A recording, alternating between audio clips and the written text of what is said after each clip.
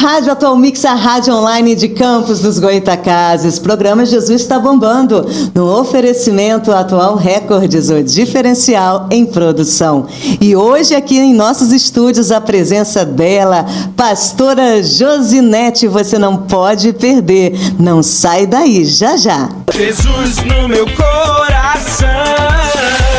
Programa Jesus está bombando. Apresentação Mônica Santos. E como eu prometi, aqui está ela, lindona, maravilhosa, toda de amarelo, a minha líder popular, pastora Jô. Tudo bem, minha querida? Como que a senhora está? Tudo bem, Mônica, a sua líder, e quero falar também do prazer de estar aqui com você. Mônica é a minha discípula de Jesus, que hoje caminha comigo. Ela é discípula de Jesus, mas é a minha discípula. Amém. Amada. E é um prazer estar aqui nesse momento e com certeza que o Espírito Santo nos dirige aqui na Amém. nossa conversa, tudo que falarmos, que seja para a edificação, né, das pessoas e glorificar o nome do Senhor. É uma honra te receber aqui.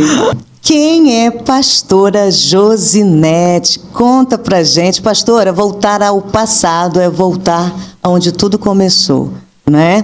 O início de tudo. Um filme está se passando agora na sua cabeça.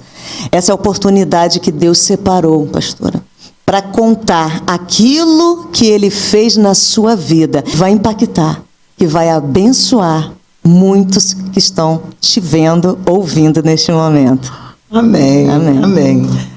Os começos são muito importantes, né? Verdade. Porque quando nós chegamos em determinado tempo, estação, onde Deus entra e faz na nossa vida, da onde que Deus começou tudo, como que Deus nos cuidou, né, com tanto amor. A senhora é formada, né, professora? Eu me formei, eu fiz a faculdade de letras, sou formada em letras, português e literaturas, e sou formada também em serviço social. Com certeza tem alunos por aí te vendo. Encontro muitos, verdade. É uma alegria quando encontro meus alunos já formados e alguns casados. É muito bom, né? A gente vê o crescimento. Sim. Deles, é muito bom. O chamado do ensino, em ser professora, isso aí foi uma constante na minha vida. E hoje eu vejo que esse chamado já era para somar nos dias de hoje, aonde Deus, né, me levou e Deus me colocou. Mas assim, desde sempre eu tinha isso muito forte dentro de mim, que era o ensinar. Eu estudei no liceu, que eu tenho muitas recordações boas do liceu. Na época que o liceu era o liceu mesmo. Era muito bom estar lá. Eu tinha muita alegria assim, de estar no liceu, não é? Eu ia para o liceu, quando eu voltava da escola, eu dava aula de reforço em casa. Olha só, um adolescente. Você vê o gostar, né, como era importante. Era adolescente ainda estudando liceu, mas eu já gostava, e o meu pai, para satisfazer, né, o meu desejo, ele fez um cômodozinho assim, nos fundos da casa. E ali nós colocávamos uma mesa grande e ali eu ensinava os vizinhos, as crianças dos vizinhos. E ali eu já até ganhava o meu dinheirinho, era honrada pelos pais e dava certo. E como eu falei, eu gostava muito de estudar e eu acabei fazendo 2 faculdades. Eu fiz também a faculdade de serviço social. Olha. Só que eu não prossegui, né, na profissão, sou formada, tenho o meu registro. Eu não segui nessa profissão, porque o meu forte mesmo... Tinha que focar em alguma coisa, né? Ensinar o seu forte. Na sua infância, conta pra gente. Foi uma infância dura, difícil? Eu era uma criança, assim, muito tímida, não sei porquê. Até hoje eu não sei porquê. Eu tinha, assim, uma timidez paralisante. Não é que a minha família era uma família equilibrada. Eu tinha pais muito bons, não é? Eu nunca vi uma briga no meu lar entre os meus pais, um xingamento. Nunca presenciei isso. Era uma família equilibrada. Mas não sei por que eu era essa criança muito reservada, muito tímida, não gostava de falar, chorava muito, chorava à toa.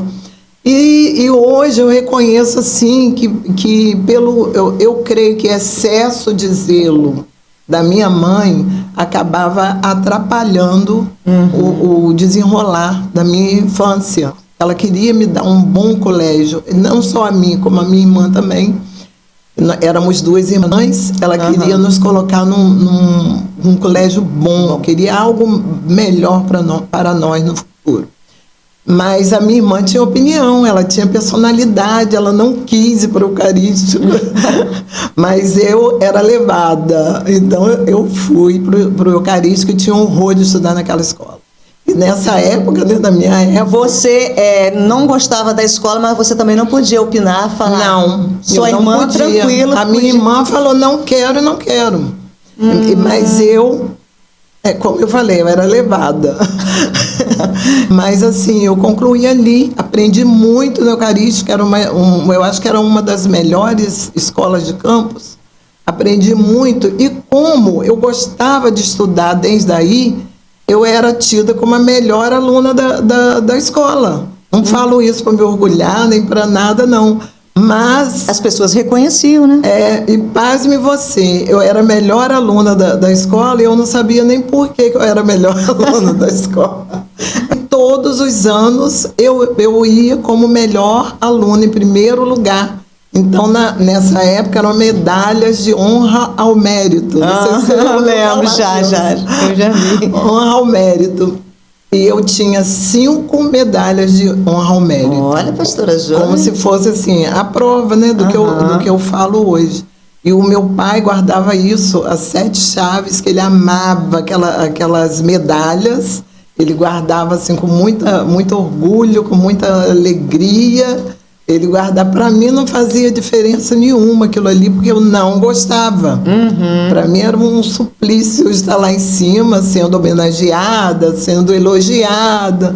Eu não gostava disso. Mas eles, né, os meus pais, eles se orgulhavam disso tudo, eles ficavam muito alegres. A adolescência foi chegando, juventude... Sim, e adolescência também eu continuei sendo uma menina muito tímida, com muita timidez, aquilo tudo muito latente em mim.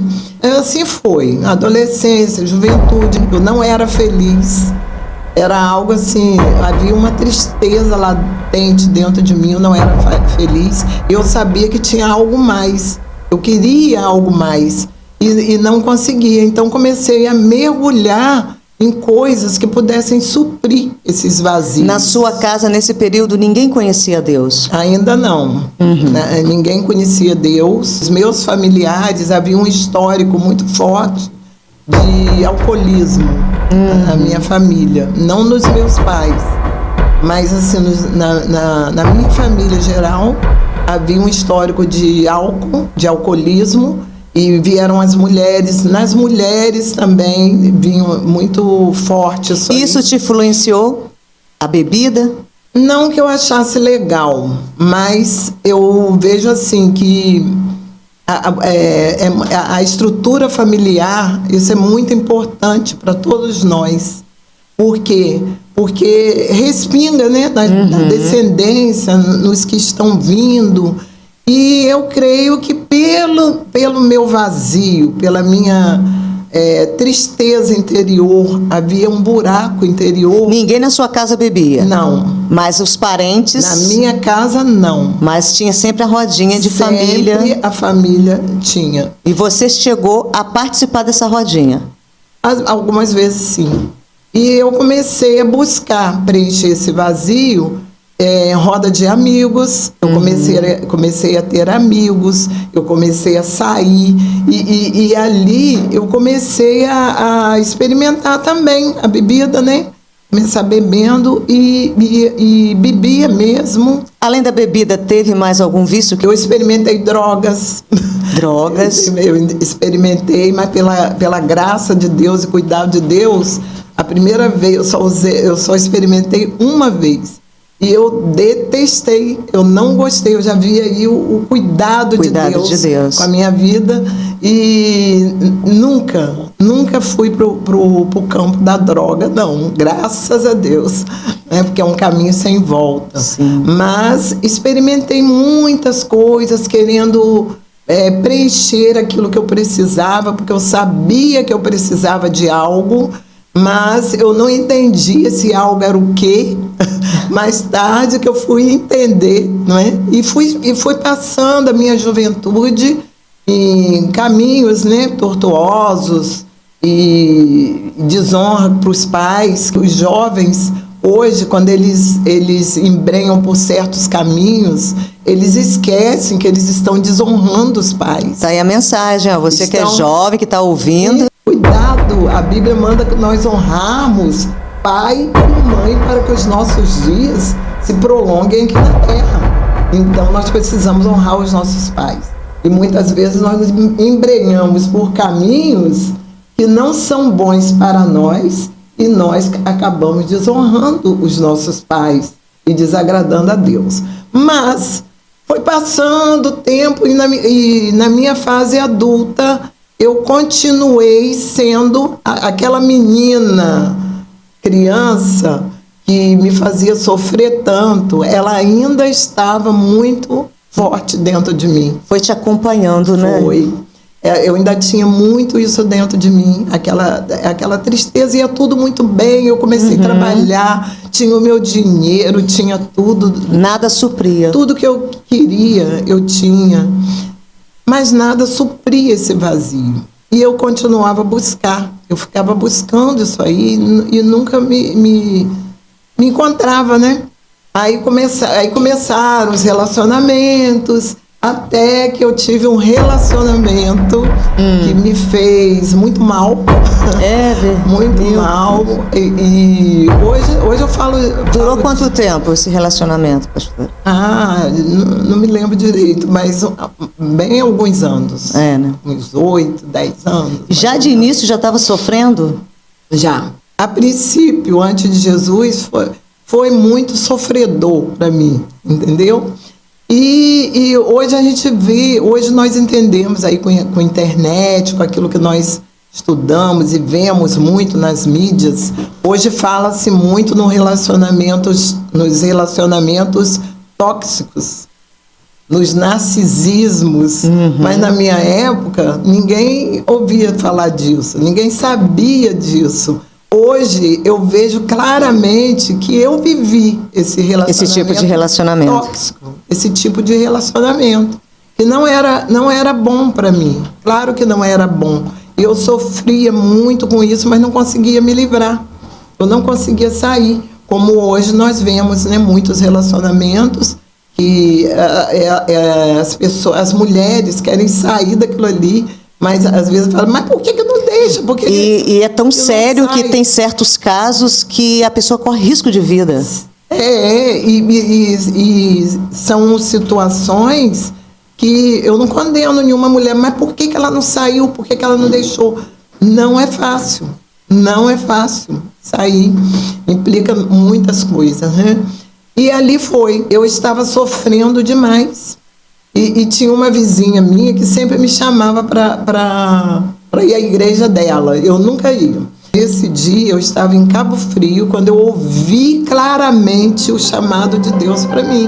Era um sofrimento tão grande que eu estava, que Deus, era como se Deus me pegasse assim, pelos cabelos e falou, chega, agora basta. Quando eu senti o chamado de Deus, Deus me deu um basta, chega, agora é comigo.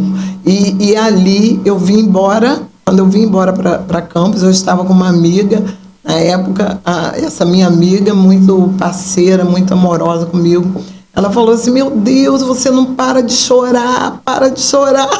Ela falava assim para mim e eu não parava de chorar. E esse choro é porque você não queria sair da onde você estava? Eu não queria sair, eu costumo falar que eu não queria sair do Egito. Eu estava no Egito. Sofrendo e gostando do Egito. Igual o povo de Israel. Estava lá no Egito sofrendo e mesmo assim, o que é A gente está rindo aqui, mas existem pessoas assim, né, com pastora? Certeza. o diabo, quando nos prende, né? A escravidão nas mãos de Satanás.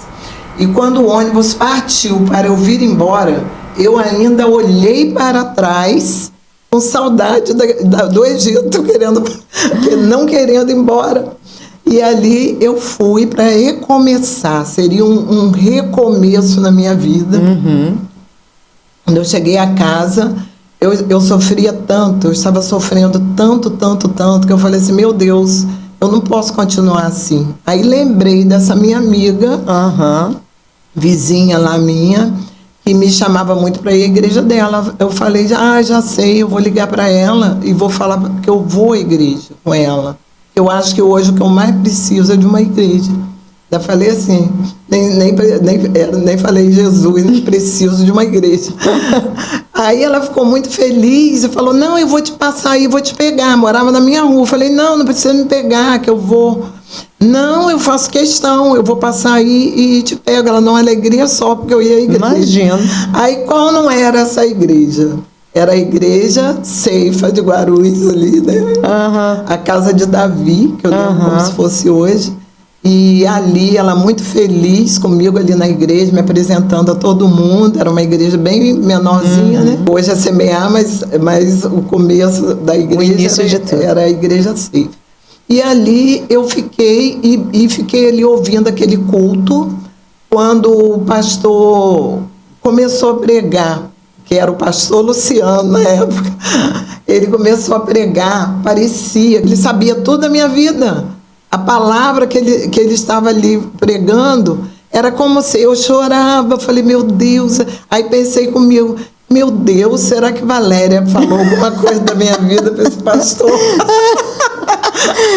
Nosso Deus é tremendo, conhece o nosso interior. Como que ele está falando isso tudo? É para mim. Será que ela falou? Mas nem ela mesma sabia o que eu estava passando. E ali eu ouvi, eu falei assim, meu Deus, é aqui que eu quero ficar, é aqui que eu vou ficar. Igreja Ceifa, 1998. Olha, tempo, hein? Muito tempo. E ali eu permaneci, é onde eu estou até hoje. Minhas experiências, aceitei Jesus ali naquele lugar. Nunca mais eu me apartei de Jesus. São 24 anos, né? 24 anos já.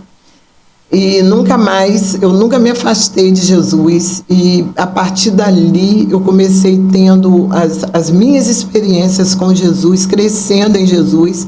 Aí voltando lá à minha casa, a minha mãe, que se converteu e era cristã. Se converteu, na realidade, a conversão dela foi primeiro do que a sua? Foi primeiro. Minha mãe se converteu primeiro, meu pai não. Depois da minha conversão, que ela ficou muito feliz, ela estava afastada da igreja. Quando eu comecei a caminhar na igreja Ceifa, ela voltou para Jesus através da minha conversão. Sua conversão. Ela voltou, ela começou indo à igreja comigo, fazia parte da minha célula, olhava assim, com muita alegria para mim, dando a palavra na célula. Muito legal. Quando ela faleceu, ela foi kit com Jesus. Tá vendo como que Deus faz as coisas, pastor? Através da sua vida, a sua mãe voltou para Jesus. E nessa sua caminhada na presença do Senhor, crescendo ali, sendo, né, liderada, né? Depois passou a ser líder, pastoreada, né? Sendo líder. E como que chegou a ser pastora? Essa vontade, esse desejo, como que foi essa caminhada? Quando eu me converti, eu fui com muita sede para Jesus, muita sede. É aquela palavra, tem um versículo que me acompanha muito, que eu gosto muito na minha vida, na palavra, é Romanos 8, 28, que todas as coisas cooperam para o bem dos que amam a Deus, dos que andam segundo os seus propósitos. Eu amo esse versículo e me ajuda muito na minha caminhada, porque não são só as coisas boas. As coisas ruins também vão cooperar para o nosso bem. Sim. Com certeza. Então, tudo que Deus faz é bom. Tudo que nós passamos é com algum propósito em Deus. Certo? Certo. E ali eu fui crescendo na igreja E sem almejar a unção pastoral, não almejava isso. Eu fui uma líder de célula, muito dedicada. Eu queria, assim, estava com muita sede na igreja. Depois nós fomos lá para Gilberto Cardoso, né? Que era a tenda. Sim. Depois a Semear nasceu ali. Eu participei desde o início, né? Desde a pedra fundamental ali na Semear. Faz parte da história Semear. E vale a pena lembrar que na construção ali da igreja Semear, o pastor Luciano, na época, né, que ele ainda não era apóstolo Luciano, ele falou assim, não, era a Sapata que nós íamos para lá, levávamos lanches, as mulheres colaboravam também, né? Todos colaboravam na construção do templo. E foi um tempo assim muito maravilhoso. E eu lembro que ele falava assim, escrevam alguma coisa para Deus. E bota no alicerce. No alicerce. E você escreveu? Eu fiz uma carta para Deus. Eu nunca vou me esquecer disso. E eu falava para Deus tudo que eu queria naquela igreja. Estou curiosa aqui para saber o que a senhora botou. Realizou muita coisa? Com certeza. E eu escrevia para Deus assim, Senhor, eu só quero te servir. Era o que eu mais forte eu botava na carta. Eu só quero que o Senhor me ajude a te servir, porque a minha vida é para o louvor da sua glória e eu quero te servir. Então, a minha conversão foi assim de muita sede em Deus. Eu queria tudo. Se você me perguntar onde que eu já passei dentro daquela igreja, eu já fiz tudo. Eu vejo hoje os jovens lá correndo para baixo para cima. A senhora passou por cada setor. Eu trabalhei muito naquela igreja, eu servi muito ao Senhor. Muitas vidas passaram por mim ali na igreja, né? Muitos não estão mais na igreja. Mas, assim, se fizer uma enquete ali na igreja, assim, um dia, na igreja, você falar assim, quem já passou pela mão de pastora Jô? Seus filhos estão ali, pastora. Vai ter muita gente, né? Porque filhos não são eternos, nós não somos donos das vidas. Então, é aquela palavra que Paulo fala, uns plantam, outros regam e outros colhem. Mas o crescimento vem do Senhor. Então, não sou apegada a discípula nenhuma, é o tempo que está conosco. Então, ali na igreja tem muita gente que já passou por minha mão. Teve gente que passou, a Gabi do Louvor, passou por mim criança. Ela fez parte da minha célula infantil. Olha só. Célula infantil. E caminha comigo até hoje. E é minha discípula. E é sua discípula. Tá vendo como são as coisas? Nos abençoa tanto no altar, não é verdade? Né? Então. Eu amo, gosto demais. Eu oro, intercedo. É até engraçado esse bate-papo de hoje aqui, né? Líder, discípula, minha discípula já passou pela pastora e é desse jeito, né? Agora é filha sua, né? Verdade. É minha neta. Depois de filha, voltou a neta. Esse é o crescimento do reino da igreja do Senhor. É desse jeito, é o reino em movimento. Verdade, pastor. Né? Então eu tive muitas experiências com Jesus fortes. Nossa, eu quero saber. Não sei se você lembra ou alguém vai lembrar daquela campanha Jesus te ama, Jesus te chama, que foi uma faísca de um avivamento grande em Campos. Lembro. Unidade das igrejas. Eu me converti muito sedenta de Deus. Eu queria tudo que era de Deus, eu queria. Ter um novo de Deus, eu queria. E eu fui servir nessa campanha também, junto com as igrejas, que as igrejas em Campos se uniram num só propósito, num só objetivo. Nós presenciamos muitos milagres mesmo. Eu lembro, foi um movimento, né? Milagres de curas, milagres de libertação, muito forte. E o setor que a senhora foi servir? E eu fui... Aí onde que eu fui jogada para servir? Aonde? Na tenda de libertação. Pastora, pegou firme, hein? E ali, eu estava ali, assim, meu Deus, um pouco sem entender nada. Depois eu entendi que Deus me botou ali porque já estava me preparando. Deus me botou ali, me ensinando. Foi ali que eu tive experiência forte com Deus. A presença de Deus era tão forte, tão grande. E eu comecei a sentir um peso nas minhas mãos. Era como se, mas era tanto peso que dava a impressão que eu não ia aguentar com aquilo ali. Eu falei, meu Deus, o que é isso, gente? Eu estou com peso nas mãos. E ao mesmo tempo começava uma manifestação assim, nos meus lábios. Era como se fosse uma correntinha. Final de uma anestesia. Um choquinho. Um choquinho. Assim, como se fosse o finalzinho de uma anestesia. Você falou tudo.